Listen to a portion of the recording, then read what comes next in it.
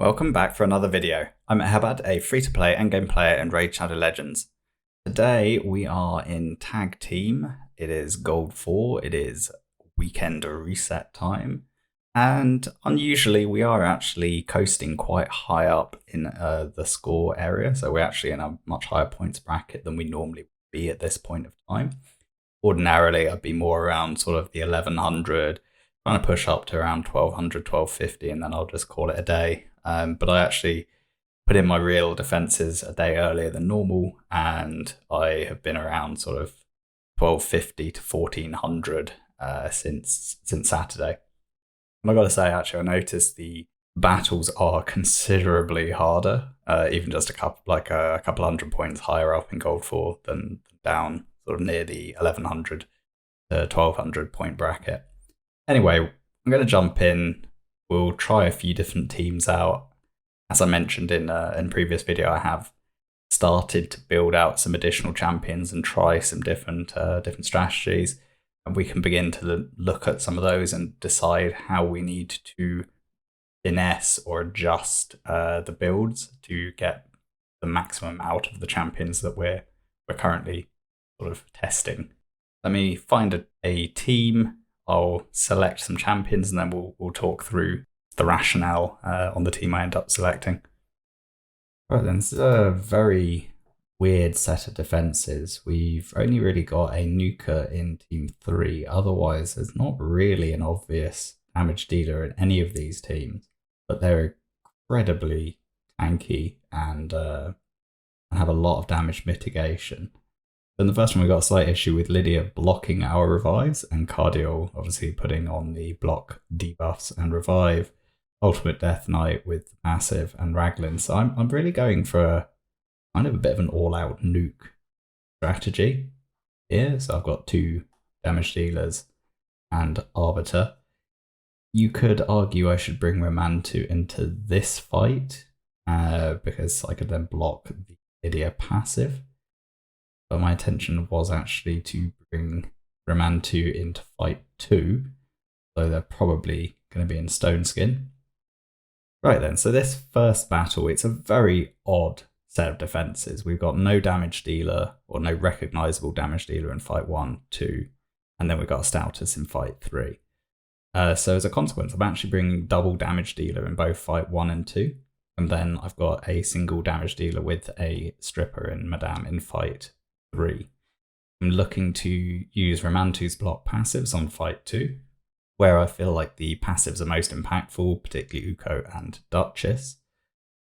We do have double cleanse in fight 1, single cleanse in fight 2. I didn't put Romantu in fight 3 because Merithrala will cleanse that. It's a real difficult set of defensive teams, although they don't really have much threat other than Stoutus. So I think this is probably going to work, but I am noticing these fights are so much harder when I'm around the 13 to 1400 in Gold 4. So I'm no longer saying that I win every single one of them, whereas I was kind of more consistently winning a little bit lower down. Let's try and get rid of Ardiel if we can. Can't. Make things a little bit more awkward. I really just want to see that massive disappear.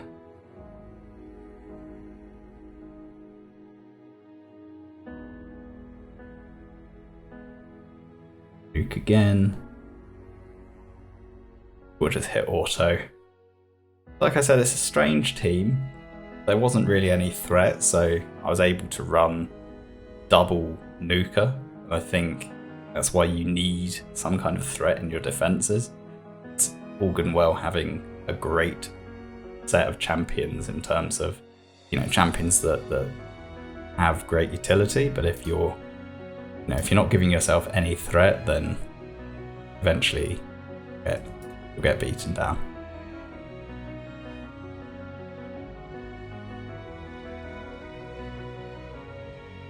Then one of the revives is used. It's going to be quite a painful fight, to be honest. Because they're just extremely tanky. Double revive, cleanse and heal. lots of protection. Get the other revive. Now we just need to get Duchess killed before she gets back to her revive.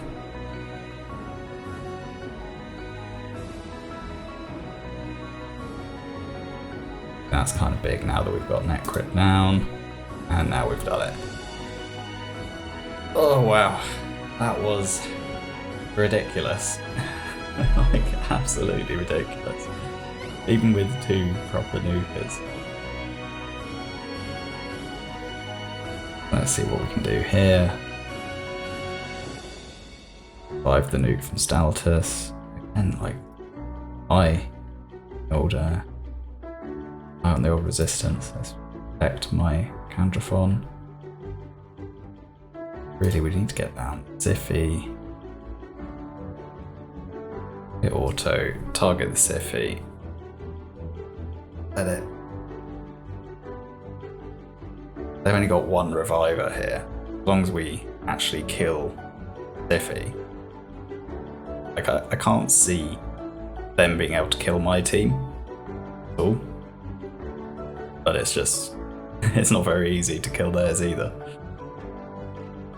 Interesting enough, Staltus just did a lot of damage.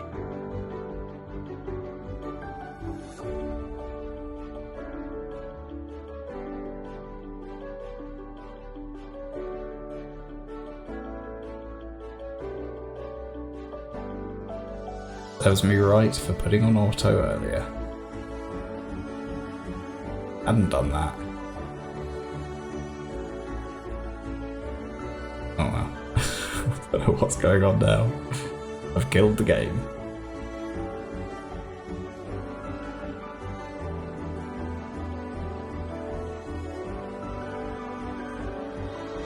Well, the question is, can we 2v1? I need to stop cooking auto. Because I don't think we can do this. Between being petrified and that a ridiculous shield. Every time, like, I'm not going to get the shield. Wow, what a unbelievably boring fight. So the reality is that fight was so boring, I'm actually going to edit it out. There's no point you guys watching that. It was horrendous. 3 extremely defensive teams. It took a ridiculous amount of time to beat them. Move on to the next one. Let me have a quick look through the teams. I'll put something in and we'll talk through it. Right. So what have we got here? So on team 3, we're going to go for the Hefrak to use the passive once the Hermdig dies versus Hegemon. Hopefully Hegemon will do the old A2 and attack all enemies. Otherwise, we're hoping the attack 1 enemy will still kill this champion here. In any case, we've got double stone skin here. So we've got a decent chance against the Lady Kimmy. I think this is a reasonable approach to take. The other option would be to use Mithrala as a cleanser there. We've got Romantu in stone skin, and then Lioris with his passive, but we could use a stone skin nuker here. Otherwise, we've got double stone skin in fight 3. And obviously we've got the Candrathon just in case. We've got 2 magic champions here. So there's a reasonable chance we'll manage. We've got the 50-50 on the 1 buff removal, and because we've got 2 stone skin champions, we've got a decent chance there on the odds. And then fight 1, we've got Ultimate Death Knight against Protoss. And then I'm actually going for a double nuke approach. So hopefully with the first AoEs from both of them, we'll be able to kill really the Siphi is the issue. There is a debate to be said that I should probably try a Ripper here instead. So I think we'll try this and we'll just see how it goes really. They go first, they buff up, waste a cleanse, let's buff ourselves. We'll wait for that Ultimate Death Knight. In this instance I'm going to use, this opportunity to buff. I'm going to go for an 8-1. We've really got to wait now for Ultimate Death Knight's Stone Skin to disappear. Just a bit of a pain.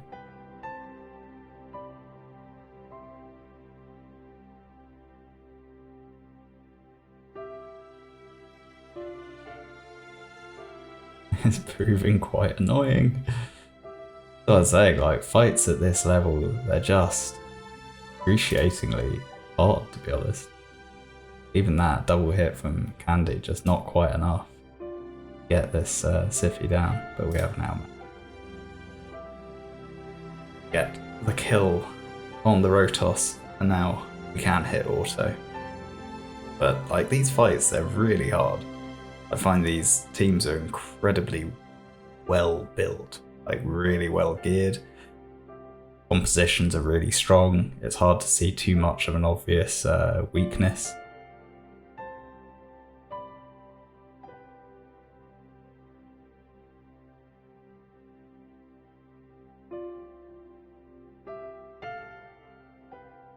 I mean, that's just pain. We didn't get lucky on the Stone Skin at all, but fight 3 went to plan. Fight 1 with a pain. Fight 2, you know, we had... I don't think I had the Stone Skin Duchess. I had Stone Skin Duchess in fight 1. That was a mistake. I should have had the Duchesses the other way around. But still, we got really unlucky with Stone Skin being stripped by Madame. We didn't seem to cut in. You know, it is what it is. Can't win them all. And then let's have a look through this one, and I will be back in a minute with some proposed teams. Right then, so my rationale here is we have Stone Skin, Stone Skin, Stone Skin, and Leo with the passive, so we should be able to survive the nuke from them. Also, decent chance not to get slept from Kaimar. This seems like a reasonable approach to take in fight 1. Then in fight 2, I'm wary of the Uko. So I've got a cleanse and 2 ways of kind of getting block buffs out on myself. So I'll start off with Duchess, and then if need be, I'll do the full team cleanse with Elva, also 2 revivers, a strip to try and get rid of their buffs, and then really I just need to kill the Uko, get rid of the revive, then probably take down the Mithrala, and then work on the rest. Not ideal to be using a Force Nuker here, but I think it's still probably going to be my best bet. And then in fight 3, it's a bit of a risk, really. I think Siphi will be fastest into Kaimar, probably. A bit odd to have the Romantu. I think we'll struggle to get the kill with Ephrak, but I want to try it anyway. And then we've got the Candrafon just in case it doesn't work out. Hopefully, we'll work with the Stone Skin. Again, it's a bit of a dice roll, and I'm finding that at these levels, with this level of team, the difficulty that I'm finding is I'm kind of having to be, you know, a lot more, rely on a few more dice rolls, basically. That is no longer quite so straightforward as just assuming that I can pick the right team and that will be enough, that they're actually becoming really, really difficult, even with the right dice roll.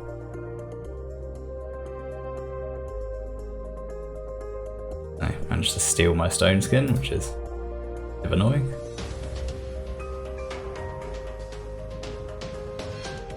So here I really just want to get the Uko killed. I think with Uko killed, we're in generally a better spot. Now use the cleanse. Let's go after Mithrala. But the reality is, I think on this team, it would have been much, much stronger if they'd had Ultimate Death Knight in place of Vogoth. Definitely, I think it would have been significantly harder for me to deal with this. The fact that I could take down Uko single target first time. And I'll just go after Vogoth now. As long as my Candrathon stays under Veil, I should be okay. Buff myself again. Speed again. I'm just avoiding hitting the Mortu.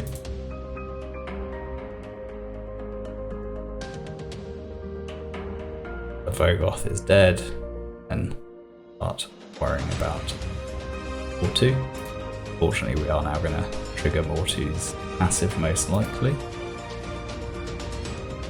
Interesting enough, with Lightning Cage, one of the drawbacks is it actually allows me to do a double hit. Always, it's a protected buff.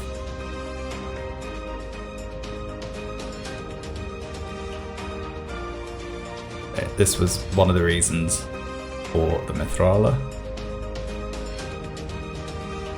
I was then able to cleanse in case something went wrong. There. Follow it up, kill the Siphi. And we'll just kill the Kaimar, although didn't manage to do it in. At least there we got the triple win.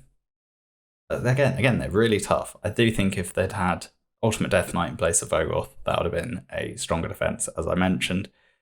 In Fight 1, I think it's too one-dimensional. I've mentioned this before, but going with these kind of classic speed comps, even if you have a Tormentor's Disruption, it's just a bit too easily countered.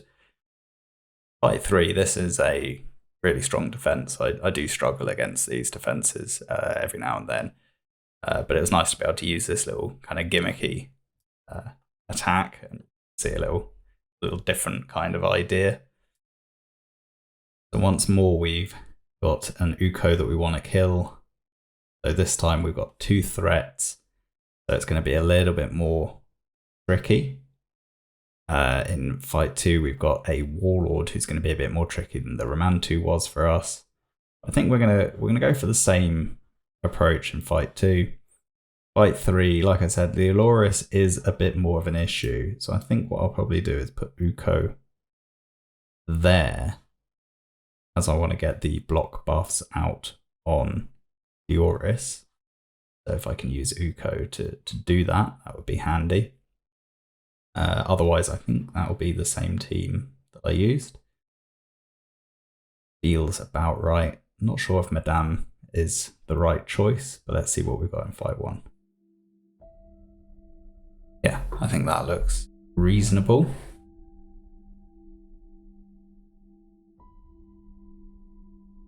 Ourselves. Let them do all their buffing and strip as much as we can. We're just not landing enough. So I think the problem is at the moment, try and kill Siphi. Again, if we can just kill the Siphi, we'll be in a good position. Got that ally protection on, now the shields are coming out.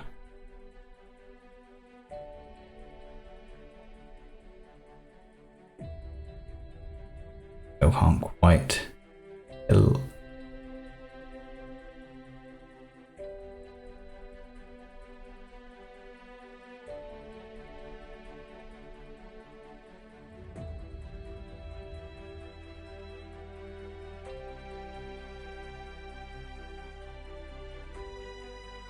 Same problem.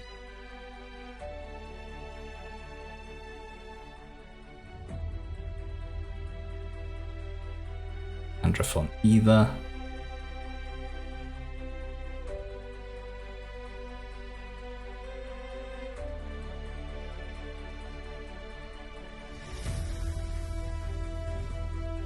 Still can't quite get that Siphi down.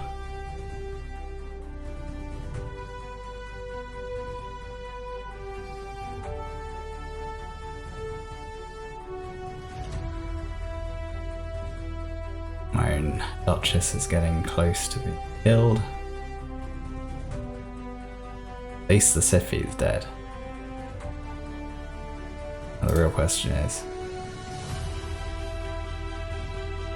That was that's what I thought was probably going to happen.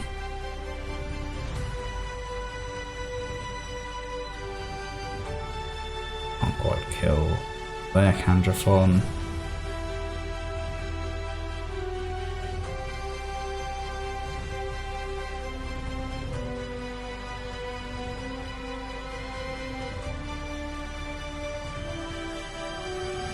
We can kill that Candrathon, we've got a chance, but I think Mithrala will take me down before I'm able to kill her either. Just getting petrified. That was the problem. I'd managed to follow up with the A1. It's really tight margins in these fights, like we're really close to winning there.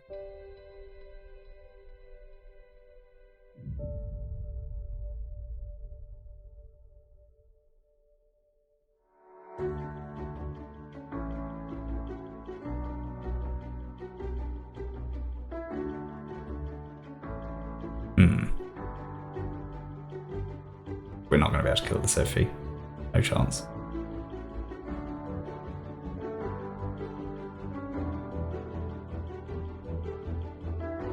That did not work. Buff ourselves.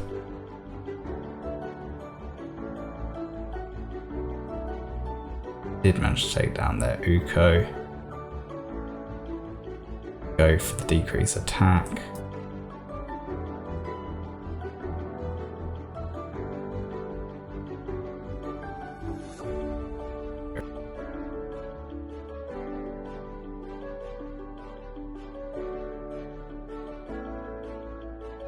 Go for the Asuga. There, I get buff on. For some reason it didn't have one. Kind of weird. Guess it's because of the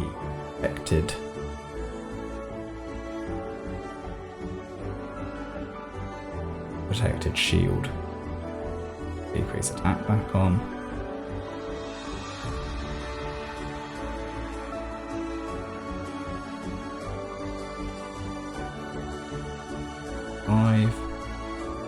Attack back on. Herald. Buff myself.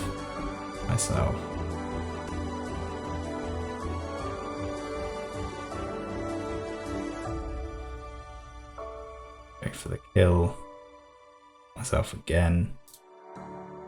Need to take one hit from Dioris. Actually, we don't need to. We managed to steal. So we did lose, but I reckon we can probably go back in. I was happy enough with Team 3. Like, it wasn't perfect, but I think it was good enough. Team 2 in this form, I just don't think we're going to do enough damage. I think we're going to have to think of a different team. Team 1 was problematic as well. Right, it's a bit of a weird attempt, but I'm going to give this one a go. Buff ourselves. Try and strip them as much as possible. That definitely did help. Go for the nuke ourselves. And we'll just take down Rala.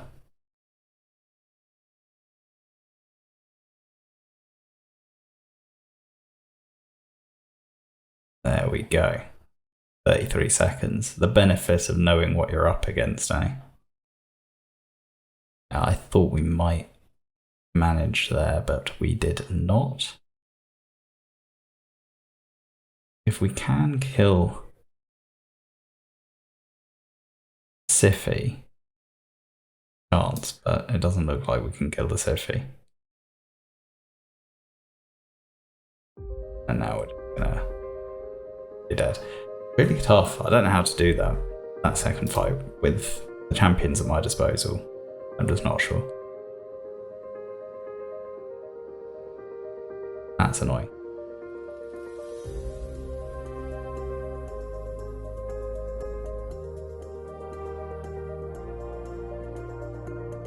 Uko, we cannot.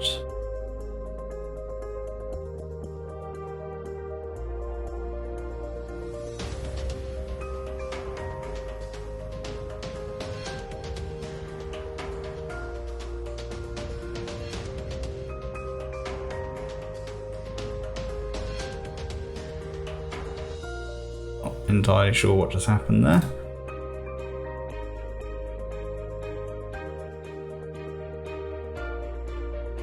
Now this one's going horribly wrong. Worked fine the first time round.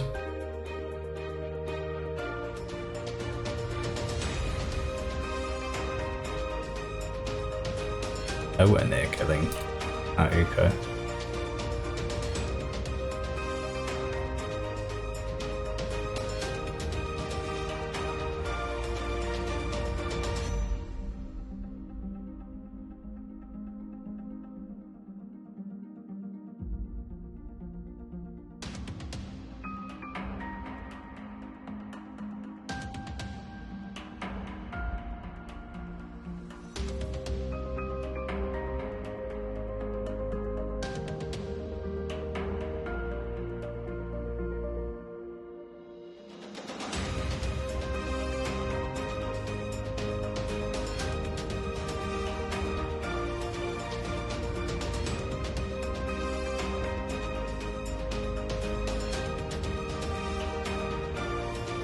Chance Luke now.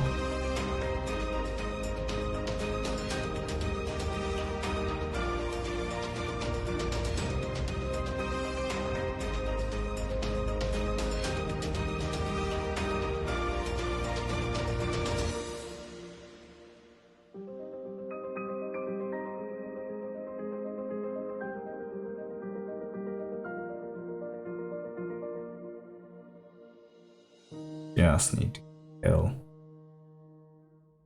here, and there we find it. These are really, really tough battles.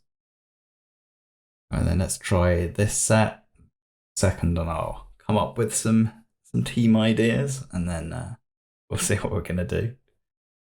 Right then, so we're gonna go Ramantu to strip this team, and then we've got double nukers to try and get through the revive and revive on death of Cardial.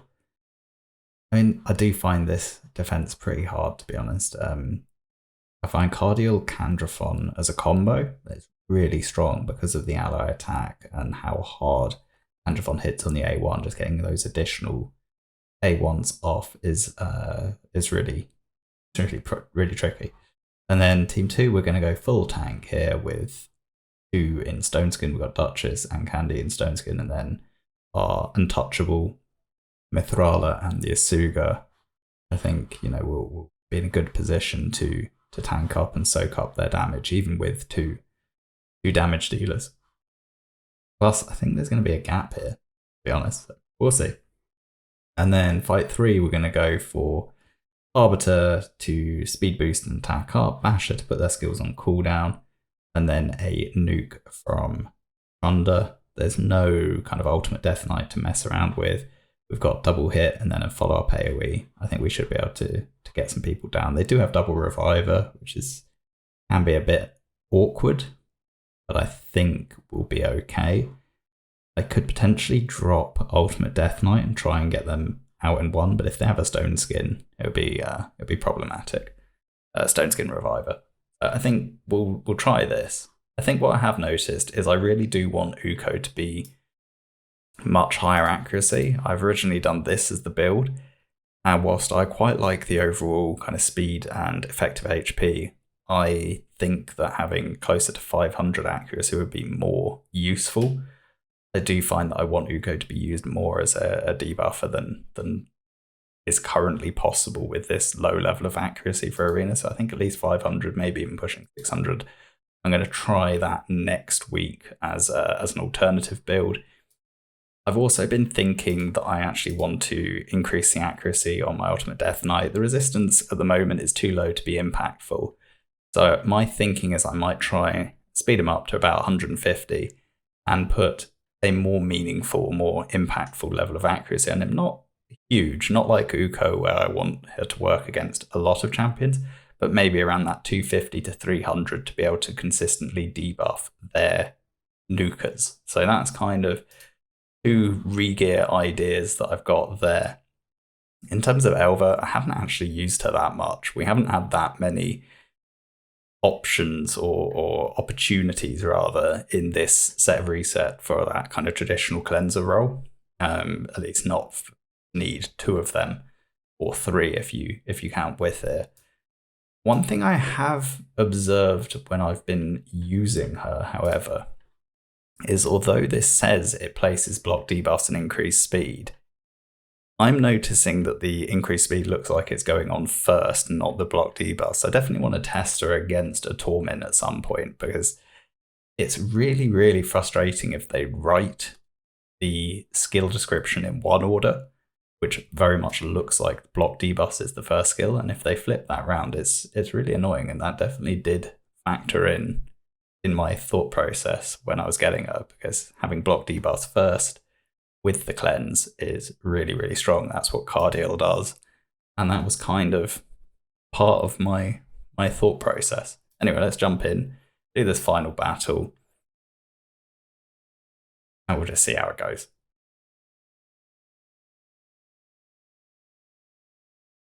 Right, then they buff themselves. Buff, buff, buff.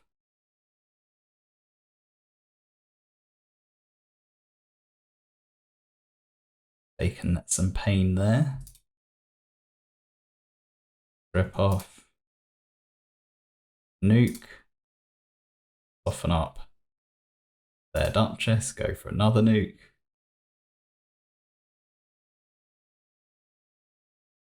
Should be okay here. We just need to get back round. And there we go. See if we can survive what they're going to do to us.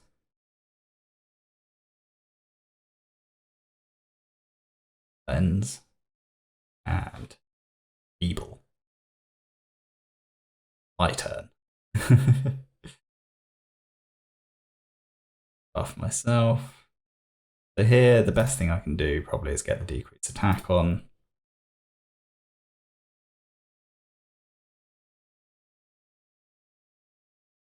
Wait. Go. Very little damage. And there we go.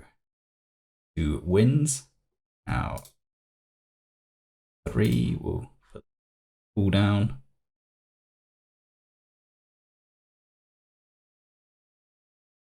Try and decrease duration. Interestingly, a protection set. Let's go for the nuke and clean sweep. At least we finished it on a high. A nice quick win. Triple win. And that will be the end of the reset for this week. I hope you got something useful out of this video. I'll be honest, pretty tired at the point of making it. I've done quite a lot of tag team over this weekend, and still my kind of general enthusiasm and passion for the game's a little bit on the lower side since the introduction of Artifact Ascension. Not gonna go into that in this video, but it is definitely affecting the way that I'm making the videos and the enthusiasm and passion that I'm putting in them. But hopefully you're still getting some useful information in these videos, and you're at least kind of seeing my thought process and how I'm beginning to introduce new champions into my kind of tag team arena roster. And as I begin to play with certain champions, I'm considering what tweaks or differences I should try in the builds, and see whether those kind of ultimately which build is going to be best for my account and the way that I want to use certain champions. It is a fluid thing. I don't think there's any one build that is the best of all builds. I know a lot of content creators put out champion guides out there, and they definitely help a lot of people in terms of giving an idea and direction. But I do think it's important that people are empowered to look at their own accounts and the way that they want to use the certain champions, and specifically the gear that they have, and kind of tailor the champion builds to work in the role that they want them to fill. And it's not always going to be the exact same role for everyone. Hopefully my videos kind of stress that as much as possible, and those who are watching are able to take the things that I talk about away and apply it to their own account and play the game themselves, play it their way. Once again, thanks for watching. Please like, comment, subscribe. I'll catch you in the next video. Bye for now.